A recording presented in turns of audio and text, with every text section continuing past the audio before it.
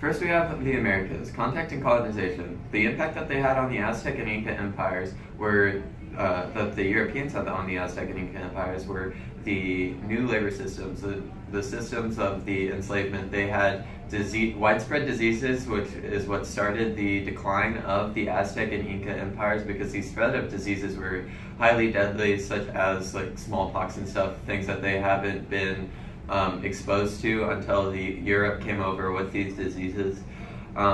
They also had mass killings just because of their primitive technology compared to the weaponry of the European that they had. They were just able to overpower the armies. And with this was the new labor systems, which were like forced migration into other sections so that they could farm and stuff. The new social classes in Latin America, most of them were pretty much based off of skin color. Like the lighter European skin tones were on top, and then it would just slowly decline into darker skin tones, being like black pretty much at the bottom, because they would be the slaves. And then the emergence of new nations. These were the colonies that began to start to farm the cash crops that they could take advantage of in Latin America because of the temperature and climate there, and also the transatlantic slave trade. They would the colony, and also the triangle trade pretty much falls under this. The colonies would give would give Europe the cash crops. They would sell the cash crops there, and then they would buy supplies and trade with the African kingdoms, and then the African kingdoms would trade with the Americas, and it would just be a perpetual cycle that would go through. The Columbian Exchange were the diseases that were spread whenever with the contact of Latin America, and also the grains and other crops that were found in the Americas that were then transferred and staple crops that were transferred into Europe, like potatoes and corn. The next is Europe. Exploration. First off, the technologies. They have the astrolabe and other ships and weaponry aboard. The causes for them wanting to explore were the fact that they found the new lands of America, or the New World, and they wanted to colonize this area because they saw it fit to have cash crops and stuff, and just expand their empire. The effects of this is that it caused like major turmoil within the new Americas. Many of the indigenous people died because of this colonization, and all of this like rampant just like killing and slaughterings that they had. Environmental changes. There was a mini ice age during this, and there was also deforestation due to the urbanization, and the mini ice age just sort of happened, I guess. And the Enlightenment, this time period started was the like stepping stones of the Enlightenment, which would then lead to the revolution starting next period. The scientific revolution was the main idea, or was not only like new methods of science being found and like new ways of doing stuff, but was also just the idea that the government should be secular should be secular, which is away from the church. And then there was Reformation church Reformation that came with that. This was the birth of Protestant churches, and so now it wouldn't just only be the Catholic Church and Catholicism that they would follow. There is now being new practices like the Lutheran Church and Baptist. Also, what sprung from this was economic philosophies like capitalism and Marxism and socialism. Capitalism being free market trade, everything's free. Socialism being the idea that everything should be, or something should be shared, but there should be a free market. And then Marxism, just the idea that everyone shares everything with the government. Next up is Africa, but to not make the video terribly long, if you want to look up on your own the Senegambia, the Benin, Songhai, Kanem-Benuro, Hausa Land, Ethiopia, and the Swahili coast states on your own. Those are some of the African countries that happened during this time period.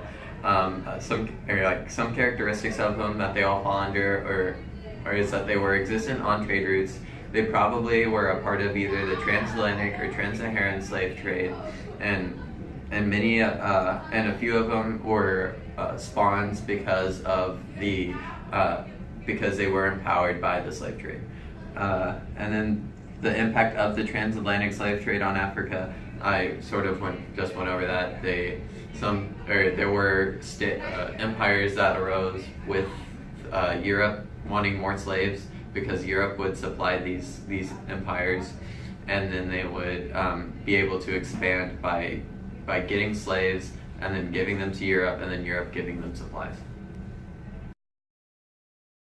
We're gonna first talk about the Mughal Empire. The Mughal Empire was a gunpowder empire. This meant that they had high success rates using the newly invented cannons and small firearms made capable by gunpowder. Their relationship with Europe was okay, I guess, just because of their strong army. There wasn't really they weren't really trying to start anything. So socially, there was sort of a religious dominance of Islam, and then politically it was ran by Islamics, emperors. The first descendant was a descendant of Timur and also Genghis Khan. Mughal is the Persian word for Mongol, and that's how that got its name. Culturally, again, it's an Islamic state, or not Islamic state, but Islamic empire. And then the Indian Ocean Trading Network was probably its biggest trading network, because it was in India, with influences of China and influence of Portugal. Later on in this time period, China started to isolate themselves, and their influence started to sort of fade away. But Portugal continued on trading with them, and eventually sort of imperialized them without them being officially imperialized. They flooded their markets with their products, so that it made it hard to trade other products. There was a blend of Hinduism and also Islam that blended, and it's called Sikhism. You can find more about it in your reading guide, I'm pretty sure, and also you can research it. So next off, we have the Ming and Qing empires.